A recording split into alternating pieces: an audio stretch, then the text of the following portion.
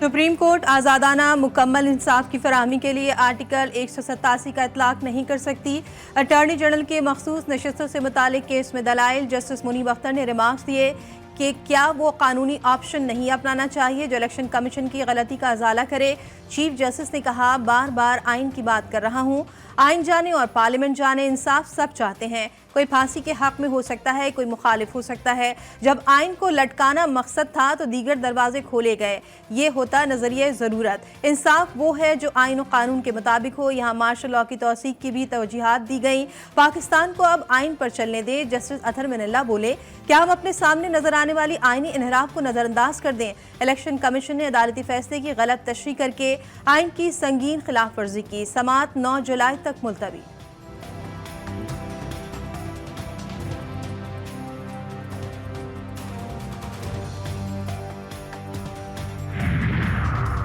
कौमी assembly secretariat ने जरताज गुल को सुन्नी इत्तेहाद काउंसिल का पार्लिमानी लीडर करार दे दिया।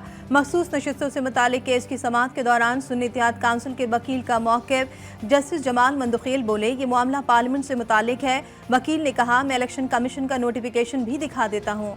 सुन्नी इत्तेहाद काउंसिल पार्लिमानी पार्टी है। जस्टिस जमाल मंदुखेल ने कहा, इलेक्शन कमीशन ने सुन्नी इत्तेहाद काउंसिल की पार्लिमानी पार्टी का नोटिफिकेशन किस कानून के तहत जारी किया।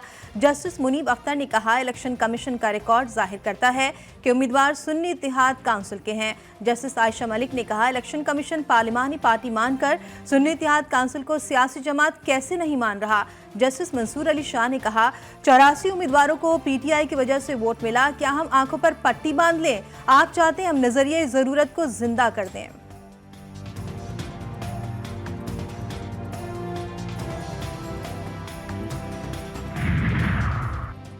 इलेक्शन कमीशन आईनी जिम्मेदारी पूरी करने में नाकाम हो गया। सुप्रीम कोर्ट के फैसले की गलत तशरीह की गई, जिसकी सजा पूरी कौम भुगत रही है। पीटीआई रहनुमा शिबली फराज की मीडिया से गुफ्तगू, कहते हैं केस लंबा करने से अदम इस्तेहकाम होगा। दरख्वास्त है कि केस पर जल्द अज जल्द फैसला किया जाए।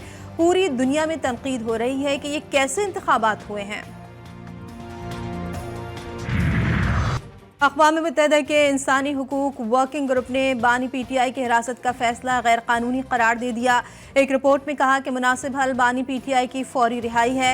ऐसा लगता है कि बानी पीटीआई के खिलाफ तमाम केस सियासी बुनियादों पर बनाए गए हैं ताकि उन्हें सियासी मैदान में मुकाबला करने से रोका जा सके।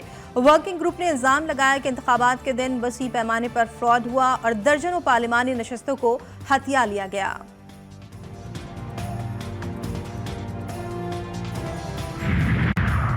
बानी पीटीआई की गिरफ्तारी और ज़ेर इल्तवा मुकदमात पाकिस्तान का दाखिली मामला। वज़ीर कानून आज़म नज़ीर तारड़ का अक़वाम मुत्तहिदा की वर्किंग ग्रुप की रिपोर्ट पर रद्द-ए-अमल। कहा, बानी पीटीआई को आइन, कानून और आलमी उसूलों के मुताबिक तमाम हुकूक हासिल हैं। कई मुकदमात में बानी पीटीआई को रिलीफ, शफ़ाफ और मुनसिफाना ट्रायल का मज़हर है। अमेरिका का एक बार फिर पाकिस्तान पर पुरअमन इज्तिमा के हक और इज़हार राय की आज़ादी पर जोर। नायब तर्जुमान अमरीकी महकमे खारजा वेदांत पटेल कहते हैं, पाकिस्तानी हुक्काम से मामला उठाते रहे हैं। आला हुक्काम ने मुसलसल निजी और अवामी तौर पर पाकिस्तान पर जोर दिया है कि आइन के मुताबिक अवाम के हुकूक का एहतराम किया जाए। अमरीकी जमहूरी निज़ाम में कांग्रेस हुकूमत की एक अलहदा शाख है। ज़ेर इल्तवा कांग्रेसी कानून साजी पर बात नहीं कर सकते।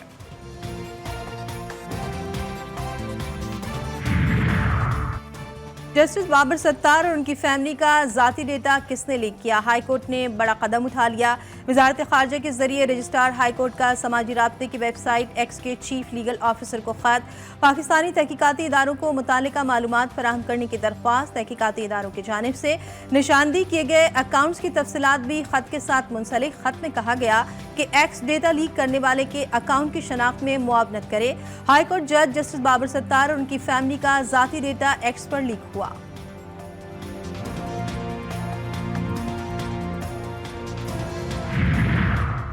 दौरान इद्दत निकाह केस में सजा के खिलाफ अपीलों की समाअत को हर सूरत 8 जुलाई तक खत्म करना है। एडिशनल सेशन जज अफजल मजुका के रिमार्क्स। बानी पीटीआई के वकील ने कहा कि 4 गवाह हैं। मुलाजिम लतीफ़ के बयान को ट्रायल कोर्ट ने अहमियत दी। मुफ्ती सईद की गवाही भी झूठी साबित हुई। अदालत ने केस की समाअत कल 11 बजे तक मुलतवी कर दी।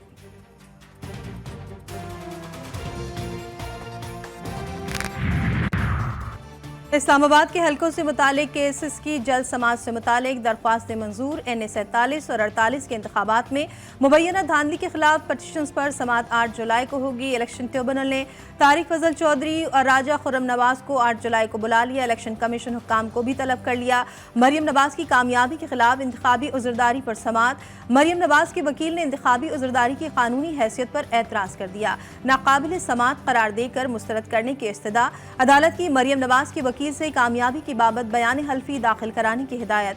अलीम खान की कामयाबी की नोटिफिकेशन के खिलाफ इंतखाबी उज़रदारी पर अदालत ने इलेक्शन कमीशन के वकील को रिकॉर्ड पेश करने की मोहलत दे दी।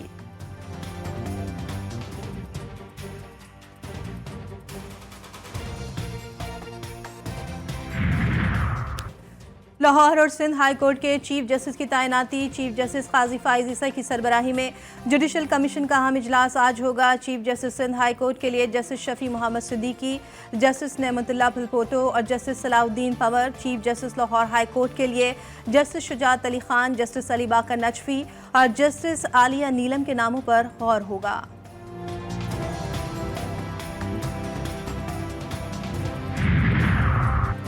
वज़ीर-ए-आज़म शहबाज शरीफ ताजिकिस्तान और काज़ाकिस्तान के सरकारी दौरे पर रवाना। वो 4 जुलाई तक दुशंबा और आस्ताना के सरकारी दौरा करेंगे।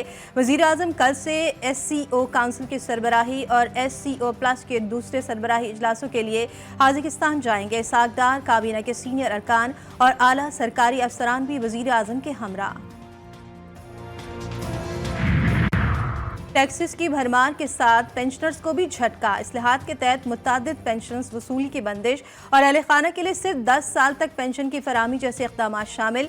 हुकूमत पेंशन का हिसाब रिटायरमेंट से पहले आखिरी 24 माह की तनख्वाह के 70% औसत की बुनियाद पर लगाएगी। मुझे पाकिस्तान में लाखों कंपनी है, एक कंपनी ले आए जो ये कह दे कि ये बिजनेस फ्रेंडली बजट है। ये पाकिस्तान दुनिया का शायद पहला मुल्क है कि जो आप टैक्स अदा करेंगे उस पर भी टैक्स लगाया गया। मैंने कहा 500 अरब MNA और MPA जो हैं पाकिस्तान के, उनको आपने दिया है। दुनिया में ऐसी मिसाल नहीं कि टैक्स की अदायगी के लिए भी टैक्स लगा दिया गया और बहुत से अनोखे तरीकों से अवाम का बोझ बढ़ाया जा रहा है। साबिक वज़ीर-ए-आज़म शाहिद खाकान अब्बासी कहते हैं, जो आदमी कमाएगा वो आधा हुकूमत को टैक्स की मद में अदा कर देगा। आज पाकिस्तान से एक्सपोर्ट का काम करना भी मुश्किल हो गया है।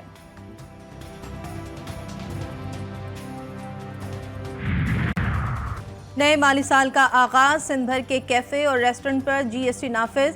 कार्ड पर 8% और कैश पर 15% GST आए। सिंध रेवेन्यू बोर्ड ने GST में 13 से 15% इजाफा कर दिया। 1 जुलाई से नफाज हो गया। SRB सर्कुलर के hotel, guest house, farm house, restaurant, club, theatre, marriage hall और लॉन पर 15% GST नाफिज। कोटा सिस्टम है, उसका आगाज किया था लियाकत अली खान ने। घटिया सियासत को चमकाने के लिए लोगों के जहनों में जो ये जहर घोलते हैं, मैं फिर इनसे कह रहा हूं कि ये ना करें। खालिद मकबूल तो दिखाने का है, बेसिकली असल में तो मैं बार बार कहता हूं ना कि ये जो है MQ में, ये PSP के नरगे में, चुंगल में।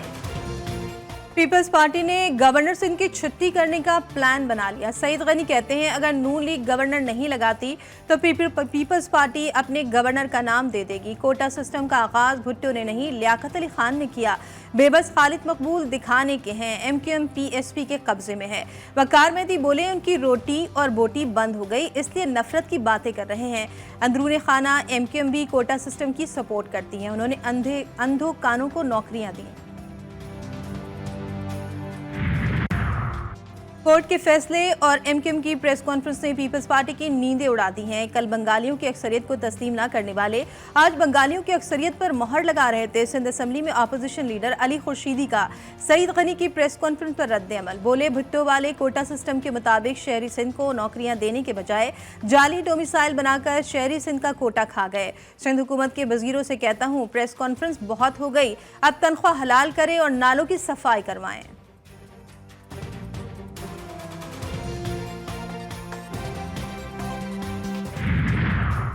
वज़ीर-ए-आज़म शहबाज शरीफ का मानसून से पैदा होने वाली मुतवक्के सैलाबी सूरत हाल की खुद निगरानी का फैसला। किसी भी हंगामी सूरत हाल से निपटने के लिए आला सतह की कमेटी कायम कर दी। मानसून के दौरान तमाम मुतालिका इदारों को हाई अलर्ट रहने की हिदायत।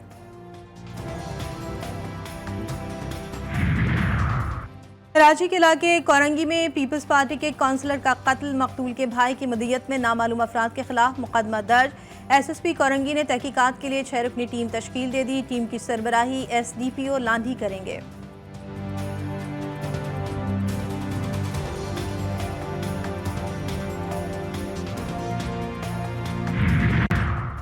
पेशावर में नामालूम अफराद का वार, रिंग रोड कबूतर चौक के करीब फायरिंग से शहीद होने वाले ट्रैफिक पुलिस एहलकार ताहिर खान की नमाज जनाजा अदा। पुलिस के चाक चौबंद दस्ते शहीद को सलामी पेश की। नमाज जनाजे में आईजी खैबर पख्तूनख्वा समेत आला पुलिस अफसरान की शिरकत।